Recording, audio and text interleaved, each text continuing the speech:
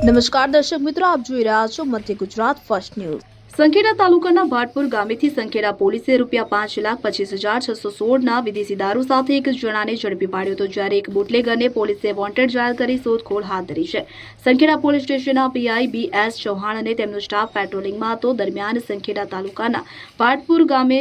રહેતા સંદીપભાઈ ઉર્ફે ભૈલુ નાનજીભાઈ તડવી તેઓ મયત મધુબેન કંચનભાઈ તડવીના બંધ ઓરડીમાં સંતાડી રાખી છાની છુપી રીતે વેચાણ કરે છે તેવી બાતમીના આધારે સંખેડા પોલીસ તેને ઘરે જઈ તપાસ કરતા તેના ઘરમાંથી વિદેશી દારૂના 2078 બોટલ કે જેની કિંમત ₹5,25,616 અને તેની અંગ જડતીમાંથી મળેલ એક નંગ મોબાઈલ કે જેની કિંમત ₹5,000 આમ કુલ ₹5,30,616 નો મુદ્દામાલ મળી આવ્યો હતો, જેને લઈને તડવી સંદીપભાઈ ઉર્ફે ભૈલુ નાનજીભાઈ રહેવાસી ભાટપુર તાલુકો સંખેડા તેઓને સ્થળ પરથી દબોચી લીધો હતો, જ્યારે તડવી જીતુભાઈ મનુભાઈ રહેવાસી કમાટની શોધખોળ હાથ ધરી છે।